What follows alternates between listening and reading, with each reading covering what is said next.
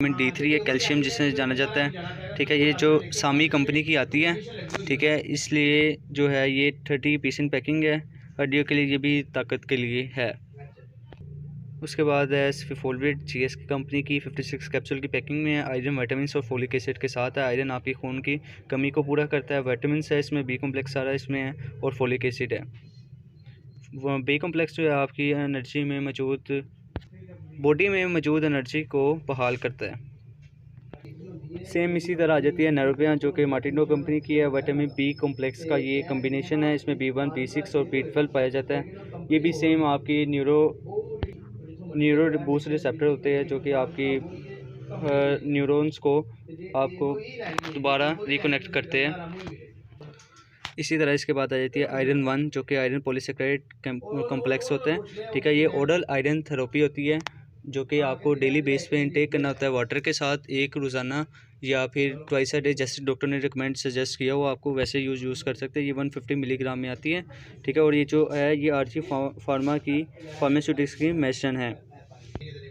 इसी तरह ये आ जाता है सैनिटी जो कि स्कॉटमैन कंपनी का है। कोलिकाल्सीफेरॉल है जो कि विटामिन D3 के नाम से जाना जाता है। आपकी हड्डियों के लिए विटामिन D3 बहुत ज़रूरी है, जैसे आपको ज़िंदा रहने के लिए आपकी खुराक। ठीक है, आपकी हड्डियों में मौजूद कैल्शियम और फॉस्फोरस को ये बूस्ट करता है और साथ साथ आपको इम्यूनिटी भी साथ को होते मुदाफ़त को भी मजबूत और बढ़ाता है। सनी डी की भी काफ़ी वेरिएंट्स में आता है जो कि क्या नाम कहते हैं, ड्रॉप, सिरप, इंजेक्शन और कैप्सूल की जो है ना ये 2 लाख यूनिट्स में आता है जो कि 1 वीक या 2 वीक के बाद आपको यूज़ करना चाहिए। इसी तरह इसकी काफ़ी जो रेंज है उसकी भी अलग अलग डोजेज है जो कि आपको डॉक्टर से सजेस्ट करके या फिर जैसे आपको बताया गया है, सजेस्ट किया गया है, वैसे आप यूज़ करें। इसके बाद है मेथिकोवाल जो कि मिकोबालामिन है 500 माइक्रोग्राम में। ठीक है, ये जो है हिल्टन कंपनी की है। ये पट्ठों के ताकत के लिए बहुत मुफीद है।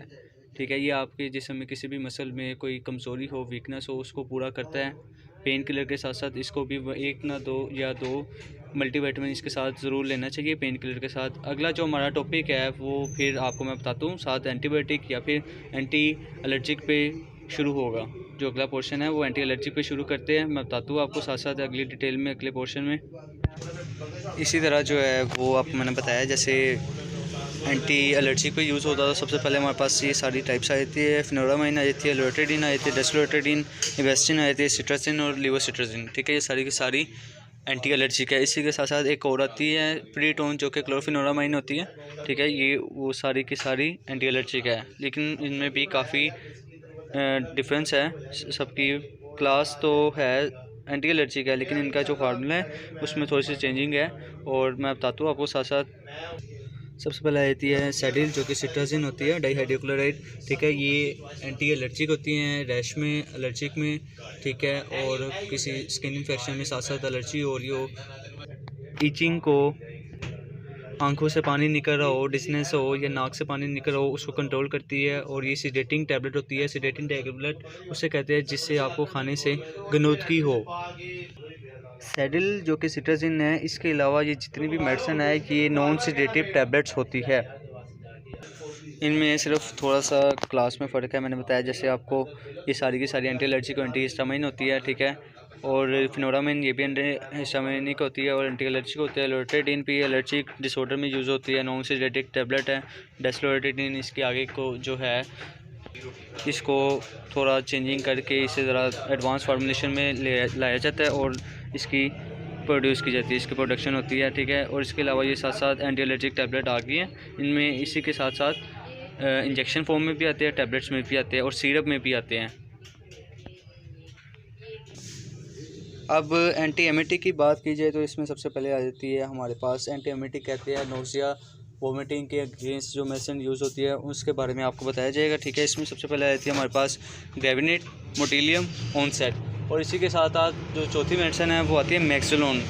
ग्रेविनेट जो है उसमें डाइमेन हाइड्रोनाइट होता है। ठीक है, ये भी वोमिटिंग और नोज़िया को रोकता है, साथ चक्रों को भी से रोकता है। ठीक है, मोटिलियम का भी सेम काम है, ऑनसेट का भी सेम काम है, मैक्सिलोन का भी सेम काम है। मसला ये है सिर्फ इसमें फ़र्क ये है, इसमें फार्मूलेशन में डिफरेंस है। ग्रेविमेड में जो है ना वो डायमंड हाइड्रेनेट होता है, ठीक है। मोटिलिया में डोमपेरिडोन, ऑनसेट में होता है ओंडानासिरोन, ठीक है। इसी तरह मैक्सोलोन में जो है वो मिटोक्लोप्रामाइड होता है। इसी के साथ ऐसे हैं और साथ आपको फिर एंटीबायोटिक का बताते हैं।